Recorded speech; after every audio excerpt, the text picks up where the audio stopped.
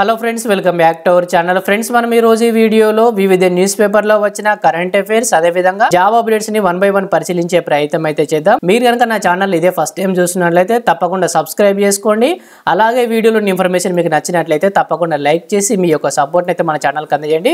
Friends, ఈ రోజు వార్తల్లో నిలిచిన అప్డేట్స్ కనుక చూసినట్లయితే ఫస్ట్ అప్డేట్ వచ్చేసి గ్రూప్స్ టీచర్ పోస్టులు పెంచండి ఆర్ కృష్ణ అంటే ఇక్కడ ఒక అప్డేట్ చూడవచ్చు. రాష్ట్రంలో గ్రూప్ 1, గ్రూప్ 2, గ్రూప్ 3 అదే విధంగా గ్రూప్ 4 పోస్టులు పెంచాలని ఉపాధ్యాయ నియామకాలకు సంబంధించి కూడా 25,000కు పెంచాలని బీసీ సంక్షేమ సంఘం జాతీయ అధ్యక్షుడు ఎంపీ ఆర్ కృష్ణయ్య ప్రభుత్వాన్ని డిమాండ్ చేశారు. సో ఈ మేరకు మంగళవారం సిఎస్ శాంతి కుమార్కి కృష్ణయ్య వినతి పత్రం అందజేశారు. ఎన్నికల్లో ఇచ్చిన హామీ ప్రకారం అధికారంలోకి వచ్చిన కాంగ్రెస్ ప్రభుత్వం 2 లక్షల ప్రభుత్వ ఉద్యోగాలకు భర్తీకి సంబంధించి వెంటనే చర్యలు తీసుకోవాలని కోరారు. నిరుద్యోగులకు అన్యాయం జరగకుండా ఉద్యోగాల నియామకాల్లో ఆప్షన్ పద్ధతి అదేవిధంగా వెయిటింగ్ లిస్టుల కాలపరిమితిని ప్రవేశపెట్టాలని విజ్ఞప్తి చేశారు. సో ఒకే వ్యక్తికి ఒకటి కంటే ఎక్కువ ఉద్యోగాలు వస్తున్నాయిగా, సో అందుకోసం అనేది ఆప్షన్ పద్ధతి అదేవిధంగా వెయిటింగ్ లిస్ట్ కాలపరిమితి ప్రవేశపెట్టాలని ఈ సందర్భంగా కోరడం అయితే జరిగింది. సో ఫ్రెండ్స్, మనకు సోషల్ మీడియాలో ఒక అంశం కూడా చక్కర్లయితే కొడుతుంది.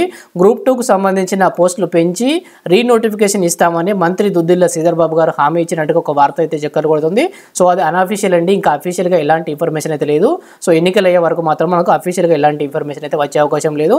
అఫీషియల్ డాటాను మాత్రమే మీరు నమ్మండి. నెక్స్ట్ అప్డేట్ చూసినట్లయితే మనకు 2 లక్షల ఉద్యోగాలకు సంబంధించి సేమ్ అప్డేట్ అండి ఇక్కడ. సో నెక్స్ట్ చూసినట్లయితే మనకు విద్యార్థులకు సరిపడా అధ్యాపకులు లేరంటూ వార్తా పేపర్ నుంచి ఒక అప్డేట్ అయితే చూడవచ్చు. యూనివర్సిటీ స్థాయి నుండి పాఠశాల స్థాయి వరకు టోటల్గా ఇంతవరకు చాలా ఖాళీలు ఉన్నాయన్నట్టుగా దీంట్లో ఒక అప్డేట్ చూడవచ్చు. మంజూరైన పోస్టులనే భర్తీ చేయట్లేదు. పాఠశాల స్థాయి నుంచి వర్సిటీ వరకు టీచర్ల కొరత. కేవలం స్కూళ్ళలోనే చూసుకున్నట్లయితే 17,000 ఖాళీలు, వర్సిటీలో చూసుకుంటే 2,500 ప్రొఫెసర్ పోస్టులు ఖాళీగా ఉన్నాయంట.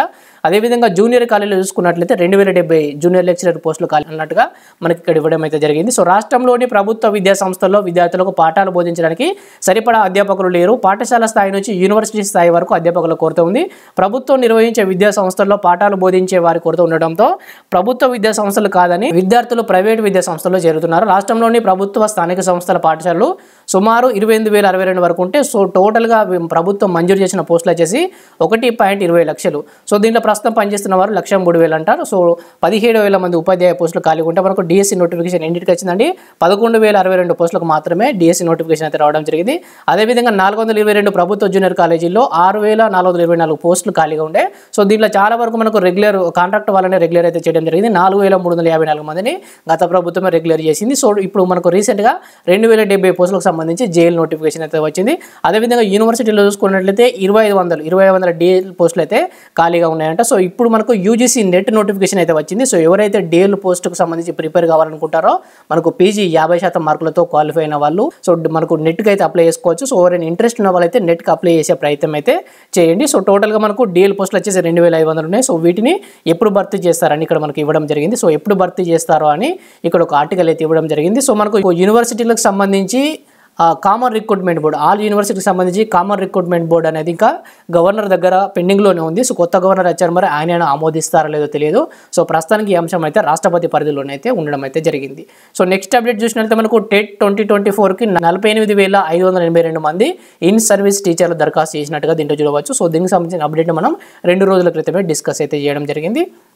సో నెక్స్ట్ కరెంట్ అఫైర్స్ అండి. ఈరోజు ఇంత లేట్ అయినా కూడా నేను వీడియో చేయడానికి కారణం కరెంట్ అఫైర్స్ అండి. కరెంట్ అఫైర్స్ మన సబ్స్క్రైబర్స్ ఎట్టి పరిస్థితుల్లో కూడా మిస్ కావద్దని వీడియో చేయడం అయితే జరిగింది. సో ఫస్ట్ కరెంట్ అఫైర్స్ చూసినట్లయితే రక్షణ వ్యయంలో భారత్ది 4వ స్థానం అంటూ ఇక్కడ ఒక అప్డేట్ అయితే చూడవచ్చు. సో మొదటి 3 స్థానాలు కూడా మనకు చాలా చాలా ఇంపార్టెంట్. సో సిప్రీ నివేదికలో వెల్లడి ప్రపంచంలో రక్షణ వ్యయం అత్యధికంగా ఉన్న దేశాల జాబితాలో భారత్ 4వ స్థానంలో నిలిచిందట 2023. సో ఇది గత సంవత్సరానికి సంబంధించిన రిపోర్టు ఈ సంవత్సరం వచ్చింది. ఈ సంవత్సరానికి సంబంధించిన రిపోర్టు నెక్స్ట్ ఇయర్ 2023లో మన దేశం ఈ రంగంపై 8,360 కోట్ల డాలర్లు అయితే ఖర్చు చేసింది. సో $91,600 వ్యయంతో అమెరికా ఈ జాబితాలో అగ్రస్థానంలో ఉండగా 2వ స్థానంలో వచ్చేసి చైనా, 3వ స్థానంలో రష్యా నిలిచింది.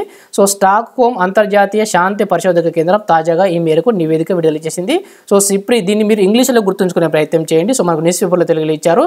Stock home international peace research institution తాజాగా ఈ మేరకు నివేదిక విడుదల చేసింది. నిరుడు ప్రపంచవ్యాప్తంగా రక్షణ వ్యయం $2,44,300 కోట్ల ఉందని అందులో తెలిపింది. సో 2022తో పోలిస్తే ఆ మొత్తం 6.8% అధికం అనేది తెలపడం జరిగింది. గత సంవత్సరంతో పోలిస్తే 6.8% అనేది రక్షణ వ్యయం ప్రపంచవ్యాప్తంగా పెరిగింది. సో మన భారతదేశంలో ఇక్కడ ఇచ్చారు, మన భారతదేశంలో గత సంవత్సరంతో పోల్చుకుంటే 4.2% అనేది రక్షణ వ్యయం పెరిగినట్టుగా దీంట్లో చూడవచ్చు. సో 2014తో పోలిస్తే అంటే ఇండియా గవర్నమెంట్ వచ్చినప్పటి నుండి పోలిస్తే 44% అనేది అధికమైనట్టుగా దీంట్లో చూడవచ్చు. సో దీంట్లో ఎక్కువగా చూసుకున్నట్లయితే సిబ్బంది అదేవిధంగా నిర్వహణ వ్యయాలే అధికంగా ఉన్నట్టుగా దీంట్లో ఇవ్వడం జరిగింది. సో ప్రభుత్వం కూడా దీని మీద చర్యలు కూడా తీసుకుంది. ఏంటంటే సిబ్బందిని తగ్గించడానికి అగ్నిపథ్ స్కీమ్ను కూడా తీసుకురావడం అయితే జరిగింది. సో అదేవిధంగా ఇంకా దీంట్లో చూసుకున్నట్లయితే మిలిటరీ వ్యయంలో దాదాపు 22% బడ్జెట్ను రక్షణ రంగ కొనుగోళ్ల కోసం మాత్రమే కేటాయిస్తుందట మన భారతదేశం. అదేవిధంగా అందులో 75% వాటా దేశీయ కొనుగోళ్లకి వెళ్తుండడం, ఆత్మనిర్భరత సాధన దిశగా భారత్ వెళ్తున్నట్టు అడుగులకు అద్దం పడుతున్నట్టుగా దీంట్లో ఇవ్వడం జరిగింది. సో మనకు టోటల్గా 75% అనేది డొమెస్టిక్ గానే భారతదేశ ప్రభుత్వం ఖర్చు చేస్తున్నట్టుగా దీంట్లో చూడవచ్చు. భారతదేశ రక్షణ వ్యయంలో ఎంత పర్సెంట్ పెరిగిందంటే 4.2% అనేది పెరుగుదల అయితే నమోదైందని గుర్తుంచుకోండి. సో నెక్స్ట్ అప్డేట్ వచ్చేసి తేలికపాటి తూటా రక్షణ కవచం సిద్ధం, బుల్లెట్ ప్రూఫ్ అండి. సో దీంట్లో చూసుకున్నట్లయితే DRDO ఘనత దేశంలోనే అత్యంత తేలికపాటి తూటా రక్షణ కవచాన్ని రక్షణ పరిశోధన అభివృద్ధి సంస్థ విజయవంతంగా రూపొందించింది. ఇది అత్యధిక స్థాయి లెవెల్ 6 ముప్పు నుంచి కూడా రక్షణ కల్పిస్తుందని ఓ అధికార ప్రకటనలో పేర్కొంది. దీని తయారీకి వినూత్న డిజైన్ పదార్థం ప్రక్రియను ఉపయోగించినట్టు కూడా DRDO తెలపడం అయితే జరిగింది. కాన్పూర్లో DRDOకు చెందిన defence materials and stores research development establishment దీన్ని అభివృద్ధి అయితే చేసింది. సో దీన్ని ఇటీవల చండీగఢ్లోని ల్యాబ్లో విజయవంతంగా పరీక్షించారు. ఇది 7.62x54R API తూటాలను కూడా నిలువరేస్తున్నట్టుగా అధికారులు అయితే తెలపడం జరిగింది. సో ఇటీవల తేలికపాటి బుల్లెట్ ప్రూఫ్ను ఏ సంస్థ తయారు చేసింది? భారతదేశానికి చెందిన అంటే DRDO అని గుర్తుంచుకోండి. సో నెక్స్ట్ అప్డేట్ వచ్చేసి వచ్చే ఏడాది భారత్కు S-400 అంటే ఇక్కడ ఒక అప్డేట్ చూడవచ్చు. రష్యా నుంచి మన దేశానికి అందాల్సిన 2 రెజిమెంట్ల S-400 ట్రయాంఫ్ గగనతల రక్షణ వ్యవస్థలు వచ్చే ఏడాదిలో అందే అవకాశం ఉంది. సో రష్యా నుంచి అని గుర్తుంచుకోండి. సో S-400కు సంబంధించి భారత్ ఏ దేశం నుంచి కొనుగోలు చేయనుంది ఈ రక్షణ వ్యవస్థలు అనేది మీరు గుర్తుంచుకోవాలి. సో దీంట్లో ఇంకొక కన్ఫ్యూజన్ ఏంటంటే S-400 ట్రయాంఫ్ అని ఉంది. సో ట్రయాంఫ్ అనేది మనకి ఇటీవల వార్తలు వచ్చింది ఏంటంటే టైగర్ ట్రయాంఫ్ అనే యుద్ధ విన్యాసాలు ఏ దేశాల మధ్య జరుగుతుంది. సో ట్రయాంఫ్ అని ఉంది కానీ మీరు రష్యాకు ఆప్షన్ పెడితే తప్పు అవుతుందండి. అమెరికా భారతదేశాల మధ్య టైగర్ ట్రయాంఫ్ అనే యుద్ధ విన్యాసాలు జరిగాయి. ట్రయాంఫ్ S-4 ట్రయాంఫ్ అనే రక్షణ వ్యవస్థకు సంబంధించిన ఆయుధ కొనుగోలు అనేది మనకు భారతదేశం రష్యా నుంచి అయితే ఒప్పందం చేసుకున్నట్టుగా గుర్తుంచుకోండి. ఈ మేరకు సంబంధిత అధికార వర్గాలు మంగళవారం వెల్లడించాయి. ఉక్రెయిన్తో యుద్ధం కారణంగా సరఫరాలో జాప్యంతో ఈ వ్యవస్థలు మన దేశానికి అందడానికి ఆలస్యం అవుతుందట. సో $5.5 బిలియన్ ఒప్పందంతో భాగంగా రష్యా నుంచి ఇప్పటికే 3 దీర్ఘ శ్రేణి క్షిపణి రక్షణ వ్యవస్థలు మన దేశానికి అందాయి. మరోపక్క రష్యా తయారీ యుద్ధ నౌక తుషిల్ ఈ ఏడాది సెప్టెంబర్ నాటికి, తమల్ అనే మరో వార్షిప్ వచ్చేసరికి జనవరి నాటికి మన దేశానికి అందే అవకాశం ఉన్నట్టుగా దీంట్లో మనం చూడవచ్చు. నెక్స్ట్ అప్డేట్ వచ్చేసి ఈ రోజు మనకు అవార్డ్స్ సంబంధించి బాగా ఇంపార్టెంట్ అప్డేట్స్ అయితే వచ్చాయండి. స్పోర్ట్స్కి సంబంధించి చాలా ఇంపార్టెంట్ అప్డేట్స్ అయితే ఉన్నాయి. జకోవిచ్కు లారియస్ అవార్డు అంటే ఇక్కడ ఒక అప్డేట్ చూడవచ్చు. టెన్నిస్ స్టార్ నోవాక్ జకోవిచ్ Laureus sports person of the year అవార్డును అందుకున్నాడు. మాడ్రిడ్లో జరిగిన లారియస్ అవార్డుల కార్యక్రమంలో America gymnast Simone Biles comeback of the year పురస్కారం గెలుచుకుంది. అదేవిధంగా నిరుడు మొదటిసారి మహిళల ఫుట్బాల్ ప్రపంచ కప్ గెలిచిన స్పెయిన్ జట్టు టీమ్ ఆఫ్ ది ఇయర్ అవార్డును గెలుచుకుంది. అదేవిధంగా ఆ జట్టు మిడ్ ఫీల్డర్ ఐతనా బొన్మాటి ఉత్తమ స్పోర్ట్స్ ఉమెన్గా ఎంపికైందట. అదేవిధంగా రాఫెల్ నాదర్ వచ్చేసి స్పోర్ట్స్ ఫర్ గుడ్ పురస్కారాన్ని అయితే గెలుచుకున్నట్టుగా దీంట్లో ఇవ్వడం జరిగింది. సో టోటల్గా లారియస్ అవార్డుకు సంబంధించి ఎవరెవరు ఏమేమి గెలుచుకున్నారో మీరు గుర్తుంచుకోండి. జతపరిచయం అని కూడా అడిగే అవకాశం అవుతుంది. సో ఫస్ట్ వచ్చేసి మనకు జకోవిచ్ అయితే చాలా important. Sports person of the ఇయర్గా ఇటీవల ఎవరు ఈ అవార్డును అందుకున్నారని అడుగుతారు. జకోవిచ్ అని గుర్తుంచుకోండి. So next update same update మనకు జకోవిచ్కు లారియస్ అవార్డు అంటూ సేమ్ అప్డేట్ ఇచ్చారు. సో నెక్స్ట్ స్పోర్ట్స్ సంబంధించి చూసినట్లయితే శ్రీజ నెంబర్ 1 అంటూ ఇక్కడ ఒక అప్డేట్ చూడవచ్చు అండి. అంతర్జాతీయ స్థాయిలో వరుస విజయాలతో సత్తా చాటుతున్న తెలుగు అమ్మాయి ఆకుల శ్రీజ మరో ఘనత సాధించింది. TT మహిళల సింగిల్స్లో కెరీర్లో అత్యుత్తమ 38వ ర్యాంకును సాధించిన శ్రీజ మనికా బత్రాను వెనక్కి నెట్టి భారతదేశంలో నంబర్ 1 క్రీడాకారిగా నిలిచింది. మనికా ప్రపంచ ర్యాంకింగ్స్లో 39వ స్థానంలో ఉండేదంట. సో తాజాగా ఆమె 38వ స్థానంలో ఈ మనికా బత్రా అనే ఆమెను వెనక్కి నెట్టి 35 ప్రపంచవ్యాప్తంగా 38వ స్థానంలో నిలిచినట్టుగా దీనిలో చూడవచ్చు. సో 25 ఏళ్ల శ్రీజ ఈ ఏడాది WTT feeder Corpus cup, WTT feeder Beirut కప్లలో టైటిల్ గెలవడంతో ఆమెకు విజయం అయితే సాధ్యమైంది. అదేవిధంగా పురుషుల సింగిల్కి సంబంధించి కూడా ఇక్కడ మనకి ఇవ్వడం అయితే జరిగింది. పురుషుల సింగిల్స్లో శరత్ కమల్ అగ్రస్థానంలో నిలవగా సత్యన్ మానవ్ దక్కర్ అదేవిధంగా హర్మిత్ రోహిత్ దేశాయ్ తర్వాత ర్యాంకులో ఉన్నట్టుగా దీంట్లో మనకు ఇవ్వడం అయితే జరిగింది. సో నెక్స్ట్ అప్డేట్ చూసినట్టయితే మళ్ళీ స్పోర్ట్స్కి సంబంధించండి. మెరిసిన జ్యోతి రేఖ అంటే ఇక్కడ చూడవచ్చు ఆర్చరీ ప్రపంచ కప్ స్టేజ్ 1కి సంబంధించండి. ఆర్చరీ ప్రపంచ కప్ స్టేజ్ 1 టోర్నీలో తెలుగు అమ్మాయి వెన్నం జ్యోతి సురేఖ మెరిసింది. మంగళవారం మహిళల కాంపౌండ్ అర్హత రౌండ్లో సురేఖ 2వ స్థానం అయితే సాధించడం జరిగింది.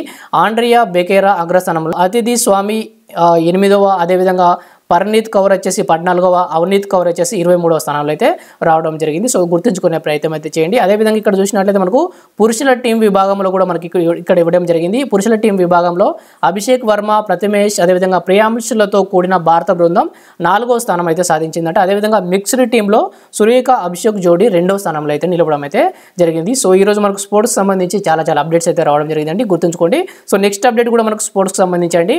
ఆశీష్ స్వప్నిల్ జోడీకి స్వర్ణం అంటే ఇక్కడ ఒక అప్డేట్ చూడవచ్చు. షూటింగ్ సంబంధించింది. షూటింగ్ వరల్డ్ కప్లో భారత్ 2వ స్థానాన్ని ఖాతాలో వేసుకుంది. మంగళవారం జరిగిన 50 మీటర్ల రైఫిల్ మిక్స్డ్ టీమ్ ఈవెంట్లో ఫైనల్లో ఆశీష్ చౌక్సీ అదేవిధంగా స్వప్నిల్ కుషాలే జోడీ 16:12తో డారియా టైకోవా, సెల్షీ కులిస్ ద్వయాన్ని ఓడించింది. స్వప్నిల్కు ఇది 3వ పథకం అంట. స్వప్నిల్ వ్యక్తిగత పురుషుల టీం ఈవెంట్లో రజత పథకాలు కొలగొట్టాడు. మొత్తంగా ఈ వరల్డ్ కప్ను భారత్ 2 పసిడి అదేవిధంగా 3 రజతాలు సహా 5 పథకాలతో 2వ స్థానంలో అయితే ఈ ప్రపంచ కప్ను అయితే ముగించడం అయితే జరిగింది. సో దీన్ని గుర్తుంచుకోండి. పథకాల పట్టికలో కూడా అగ్రస్థానంలో భారతదేశం ఉన్నట్టుగా దీంట్లో అయితే ఇవ్వడం అయితే జరిగింది. సో నెక్స్ట్ అప్డేట్ చూసినట్లయితే మనకు దక్షిణ కొరియాకు సంబంధించిన అప్డేట్ ఇక్కడ చూడవచ్చు. బిడ్డన్ కంటే 61 లక్షలు అంటే ఇక్కడ చూసినట్లయితే దక్షిణ కొరియా ప్రభుత్వం యోచన దేశంలో పడిపోయిన జననాల రేటు అంటే ఇక్కడ ఇవ్వడం జరిగింది. సో మనకు గ్రూప్ 2, గ్రూప్ 3లో థర్డ్ పేపర్లో మనకు ఎకానమీలో జనాభా అనేది చాలా ఇంపార్టెంట్ టాపిక్ అండి. దానికి సంబంధించి టాపిక్ ఒక లెసన్ మనకైతే ఇవ్వడం జరిగింది. జనాభాకు సంబంధించి ఇక్కడ పడిపోయిన జననాల రేటు అంటూ ఇక్కడ ఇవ్వడం జరిగింది. జనాల రేటు పడిపోతే ఏమవుతుందండి, మనకు ఆధారపడి జనాభా పెరుగుతుంది. ఆధారపడి జనాభా అంటే 60కి పైబడిన వారంతా ఆధారపడి జనాభా. సో తప్పకుండా వారికి రాజ్యానికి భారం అవుతారు. ఎందుకు వారికి పెన్షన్ ఇవ్వాలి, వైద్య ఆరోగ్య ఖర్చులు అనేది ప్రభుత్వం భరించాల్సి ఉంటుంది. కాబట్టి యువ జనాభా అనేది తప్పకుండా ఉండాలి. యువ జనాభా ఉంటేనే ప్రభుత్వానికి ఆదాయం వస్తుంది, దేశంలో ఉత్పత్తి పెరుగుతుంది. ఆధారపడి జనాభా ఎప్పటికైనా ప్రమాదకరమే. సో దీనిలో చూసినట్లయితే దక్షిణ కొరియాలో జనాభా సంక్షోభం నెలకొంది. ఈ నేపథ్యంలో దేశంలో జనన రేటును పెంచేందుకు ప్రభుత్వం చర్యలకు సిద్ధమైంది. ఇందులో భాగంగా ప్రతి బిడ్డకు జన్మనిచ్చే తల్లిదండ్రులకు ప్రోత్సాహకంగా 59,000 పౌండ్లు అంటే మన దేశ కరెన్సీలో వచ్చేసి 61 లక్షల నగదు ఇచ్చే విషయాన్ని సర్కారు పరిశీలిస్తున్న సంబంధిత వర్గాలు వెల్లడించడం అయితే జరిగింది. సో ఇంకా అఫీషియల్గా అయితే దీన్ని గవర్నమెంట్ ప్రకటించలేదని జస్ట్ ఆలోచన అయితే చేస్తుందట. ఈ కార్యక్రమాన్ని అమలు చేసే ముందు ఒక పబ్లిక్ సర్వే నిర్వహిస్తుంది. దక్షిణ కొరియాలో జనాల రేటు భారీగా పడిపోయింది. 2023లో ఇది 0.72%కి అయితే తగ్గింది. 0.72కి తగ్గింది. అంటే ప్రతి ఒక్క కప్పులు వచ్చేసి ఒక్క బిడ్డకు కూడా ఇంకా జన్మనివ్వలేదు. 0.72 అంటే ఒక్కరికి కూడా జన్మనివ్వడం లేదు. సో అంటే దేశంలోని ప్రతి ఒక్క మహిళ ఒక్క బిడ్డకు కూడా జన్మనివ్వట్లేదు అన్నమాట. సో బాగా తక్కువగా ఉంది. దీనివల్ల ఆధారపడి జనాభాకు అనేది చాలా కష్టం అవుతుంది. దేశంలో ఉత్పత్తి కూడా తగ్గే అవకాశం అయితే ఉంది. వర్క్ ఫోర్స్లో తక్కువ మంది ఉంటే దేశ ఉత్పత్తి కూడా దెబ్బతినే అవకాశం అయితే ఉంటుంది. నెక్స్ట్ అప్డేట్ చూసినట్లయితే మనకు నేటి నుంచి కాళేశ్వరంపై న్యాయ విచారణ అంటే ఇక్కడ చూడవచ్చు. సో దీంట్లో మనకు కాళేశ్వరంపై నియమించిన మనకు కమిషన్ అనేది మనకు ఇంపార్టెంట్. కమిషన్ చైర్మన్ వచ్చేసి పీసీ ఘోష్. సో వీరు నేటి నుంచి కాళేశ్వరంపై న్యాయ విచారణ అయితే ప్రారంభించనున్నారు. సో ఈ యొక్క కమిషన్ యొక్క చైర్మన్ పేరును అయితే మీరు గుర్తుంచుకునే ప్రయత్నం అయితే చేయండి. అదేవిధంగా విద్యుత్ కొనుగోలుపై ఒక కమిటీని అయితే వేయడం జరిగింది. సో ఎల్ నరసింహారెడ్డి కమిషన్ అయితే నియమించడం జరిగింది. కమిటీ కాదు, కమిషన్ నియమించారు. ఎల్ నరసింహారెడ్డి కమిషన్ గుర్తుంచుకోండి.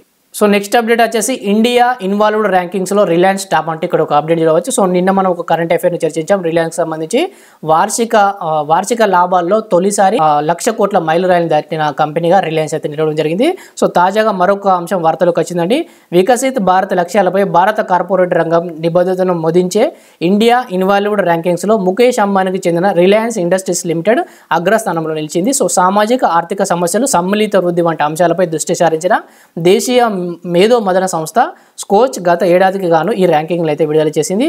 సో 231 అంశాలపై పలు కంపెనీలను 6 నెలల పాటు అధ్యయనం చేసి టాప్ 20 కంపెనీలకు ర్యాంకింగ్లు ఇచ్చినట్టు స్కోచ్ అనే సంస్థను అయితే తెలపడం జరిగింది. సో దీంట్లో రిలయన్స్ అనే సంస్థను అయితే మొదటి స్థానంలో నిలిచింది. సో దీనిలో చూసుకున్నట్లయితే ఇంకా హిందుస్థాన్ యూనిలివర్ లిమిటెడ్, అదేవిధంగా అదాని గ్రూప్, రిలయన్స్ తర్వాత స్థానంలో అయితే నిలవడం అయితే జరిగింది. సో ఈ యొక్క అప్డేట్ను గుర్తుంచుకునే ప్రయత్నం అయితే చేయండి. సో ఫ్రెండ్స్, ఈరోజు కరెంట్ అఫైర్స్ చాలానే వచ్చాయి. సో వీడియో చాలా లెంతీ అవుతుంది కాబట్టి సో నేను కేవలం ఇంపార్టెంట్ మాత్రమే డిస్కస్ అయితే చేస్తాను. సో మిగతా మన మ్యాగజైన్లో అయితే కవర్ చేసే ప్రయత్నం అయితే చేస్తాను. సో ఫ్రెండ్స్, ఇవి అండి మనకి ఈరోజు వార్తల నుంచి important education updates. Thank you for watching. Thank you.